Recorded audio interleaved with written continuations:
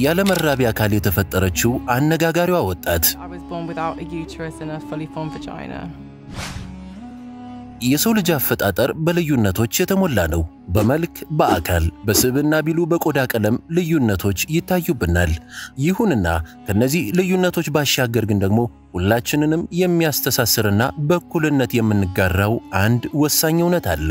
እሱም ለሕይወታችን ቀጣይነት መሰረት የሆነው የመራቢያ አካላችን ነው። ይህን ወሳኝ አካልም ፈጣሪ ለሁሉም የሰው ልጅ በእኩልነት የሰጠው ስጦታ እንደሆነ ይታመናል። ታዲያ እርሶም ያለዚህ ወሳኝ አካል ተፈጥሮ ቢሆን ኖሮ ምን ይሰማዎት ነበር? እስኪ መልሶን ለጊዜው ከራስዎ ጋር ያቆዩትና ለአሁኑ ግን ይህችን መልካም ወጣት ይመልከቷት። እንዲህ ስትታይ ምንም አይነት ጉድለት የሌለባት ፈገግታዋ የደስታዋ ምልክት የሆነች እንስት ትመስሎ ይሆናል። ነገሩ ግን እንደሚታየው አይደለም። ይልቁንም ፈጣሪ ሁሉንም ነገር ለግሶኝ ሲያበቃ በመጨረሻም ግን የመራቢያ አካሌን ወይንም ሴትነት የሚባለውን ነገር ነስቶኛል ስትል ተደምጣለች። እኛ ሰዎች በሕይወታችን ብዙ ያልተመለሱ ጥያቄዎች ቢኖርብንም አብዛኞቹም ግን ከቁሳዊና ውጫዊ ገጽታ የማይዘሉ ናቸው። የዚች ወጣት የሕይወት ጥያቄና ትልቁ ጭንቀት ደግሞ ከሁሉም የሰው ልጅ ችግር ፍጹም የተለየ ነው። ለሷ ልጅ ወልዶ መሳም አይደለም፣ ፍቅረኛ ይዛ ተፈጥሮ የሰጠቻትን ደስታ ማጣጣም በራሱ ፍላጎት ብቻ እንጂ በተግባር የሚኖር ሕይወት አልሆነላትም። ይህ ደግሞ በውስጡ ያለውን የብቸኝነትና የመንፈስ ጭንቀት ይበልጥ አባብሶባታል። ለመሆኑ ይችን ወጣት ምንድነው ያጋጠማት? እውነት እንዲህ የሚባል ነገር ሳለን? ካለስ መንስኤው ምንድነው? የዚህ ችግር ተጠቂስ እሷ ብቻ ናት ወይንስ እንደሷ ሌሎች ተመሳሳይ ሰዎች አሉ? ሁሉንም በዚህ ቪዲዮ በዝርዝር የምናወጋችሁ ይሆናልና እስከ ዝግጅታችን ማብቂያ ድረስ አብራችሁን ቆዩ። My name's Emily, I'm 22 and I was born with Mayorocca Tansi. ኤሚሊ ይባላለሁ። እድሜ 22 ነው በማለት ራሷን የምታስተዋውቀው ይህች ወጣት ታሪኳን የምትጀምረው በስቃይ ነው። ኤሚሊ ገና ስትወለድ ጀምሮ ከመጸዳጃ በቀር ምንም አይነት ማህፀን ወይንም ሙሉ በሙሉ በሚባል ደረጃ የሴት ልጅ ብልት የላትም።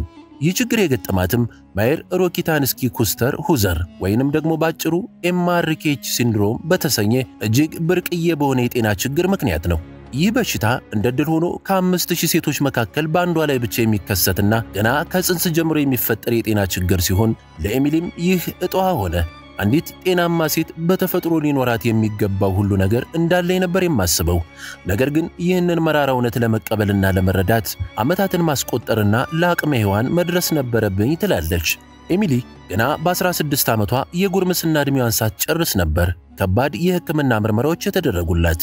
በውጤቱም ይህ ያልተለመደና ልዩ የጤና ችግር እንዳለባት በሐኪሞቹ ተነገራት። የሐኪሞቹ ንግግርም በወቅቱ እንደ መብረቅ ነበር የመታት። ማህፀንና ብልት ሳይፈጠሩ መወለዷን ስትረዳ ዓለሟ ሁሉ ጨለመባት። ይህ ዜና በኤሚሊ ውስጥ ትልቅ የስሜት ድንጋጤን ፈጠረ። በጣም አፍሬ ተዋርጄና ተጎድቼ ነበር። በዚያን ወቅት ሴት እንደሆንኩ እንኳ አይሰማኝም ነበር ትላለች። ይህ ስሜት እንደ ንጹህ ፈሶ የጎደለባት የሕይወት ክፍል እንዳለ እንድታስብ አደረጋት። አፍላ የጉርምስና ዕድሜዋን በደስታና በጨዋታ ከማሳለፍ ይልቅ ሀፍረትና ብቸኝነት ተጫናት። እናም እጅግ አድካሚና አሰቃቂ የሆነውን የሕክምና ጉዟንም ወዲያውኑ ነበር የጀመረችው። መጀመሪያ ላይ የማህፀን በር ለመፍጠር ዳይሌሽን የተባለ ቀዶ ጥገና የተደረገላት ሲሆን ይህ ሕክምናም በአካል ብቻ ሳይሆን በስሜትም እጅግ የሚያም እንደነበር ታስታውሳለች። በ17 ዓመቷ ደግሞ ቫኬቲ ፕሮሲጀር የተባለ ሌላ ከፍተኛ ቀዶ ጥገና ተደረገላት። ይሄኛው ግን ከመጀመሪያው ሕክምና በተለየ እጅግ አስፈሪና አሰቃቂ እንደነበር አያይዛ ተናግራለች። ይህ ሕክምና አይነት በሆዷ ላይ መሳሪያ በማስቀመጥ የማህፀን በር ለመፍጠር የሚደረግ ሂደት ሲሆን ከዚህ ሕክምና በኋላ ግን ሌላ ተጨማሪ ስቃይ እንድታስተናግድ አልተፈለገም ነበር። እናም በመጨረሻም ከነጉድለቷ ማንነቷን አምና እንድትቀበል ሆናለች። ኤሚሊ ያሳለፈችው የሕክምና ጉዞ በራሱ በውስጡ ያለውን የመንፈስ ጥንካሬና ጽናት በሚገባ አሳይቷል። መጀመሪያ ላይ ይህ ችግር ያለባት እሷ ብቻ እንደሆነች በማሰብ የብቸኝነት ስሜቷን እንደ ትልቅ ተራራ ተሸክማ ተጓዘች። ከጊዜ በኋላ ግን ተመሳሳይ ችግር ያለባቸውን ሌሎች ሰዎችን ማግኘት ችላለች። ይህም በራስ መተማመኗ እንድትገነባና ስለ ራሷ ታሪክ በድፍረት መናገር እንድትችል አበረታቷታል። ኤሚሊ ኤምአርኬች ታይፕ 2 ያለባትና ከሷ በእድሜ ከፍ ያለችን አንዲት ቻርሊ የተባለችን ሴት አነጋግራለች። ቻርሊ በኤሚሊ ጥያቄ ላይ ተመስርታ ከ20 ዓመታት በፊት የነበረውን አሁን ካለው ሁኔታ ጋር አነጻጽራ ገልጻላት ስታበቃ በመጨረሻም መቼም ቢሆን ራስሽን ከሌሎች ጋር ታወዳድሪ የሚል ወሳኝ ምክር ለግሳታለች። ይህ የቻርሊ ልባዊ ምክር ለኤሚሊ ትልቅ የህይወት ብርሃን ሆኗታል። ከዚህም በላይ የኤሚሊ እናት ሁልጊዜም ከጎኗ ሆነው ደግፈዋታል፣ አበረታተዋታል። እንዲሁም ልጃቸው ባሳየችው ከፍተኛ የመንፈስ ጥንካሬ ኩራት ተሰምቷቸዋል። እናቴ ከጎኔ ሆና ታበረታታኛለች፣ የኔ ጀግና ነሽ ትለኛለች። የእናቴ ድጋፍና ፍቅር በህይወቴ ውስጥ ትልቅ ኃይል ይሰጠኛል በማለት ኤሚሊም በስሜት ተናግራለች። ይህ የእናትና ልጅ ፍቅር ኤሚሊን ከማህበራዊ ግዘትና ከራሷ ጥርጣሬ እንድትወጣ አግዟታል። የዚህ ኤምአርኬች ሲንድሮም የተሰኘ በሽታ መንስኤ እስካሁን ድረስ በሳይንሳዊ መንገድ ሙሉ በሙሉ ባይታወቅም ባለሙያዎች ግን በዘረመልና በአካባቢ ጥምረት እንደሚመጣ ያምናሉ። ይህ ችግር የሚከሰተው በማህፀን በር መፈጠር ላይ ትልቅ ሚና ያለው ሙላሪያን ዳክት የሚባለው የጽንስ አካል ሙሉ በሙሉ ያለመዳበር ችግር ነው።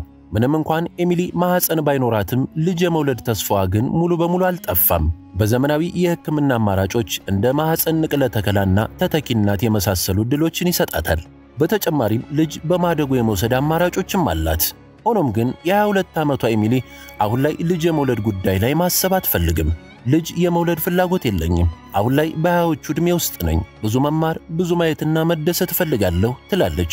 ይህ በሽታ የኔ አንድ አካል ነው፣ እንደ እጆቼና እግሮቼ ሁሉ የኔ ማንነት አካል ነው በማለት ታሪኳን የምትጨርሰው ኤሚሊ በመጨረሻም በራሷ ላይ ያላትን ተቀባይነትና ሰላም በሚያስደንቅ ሁኔታ ታሳየናለች።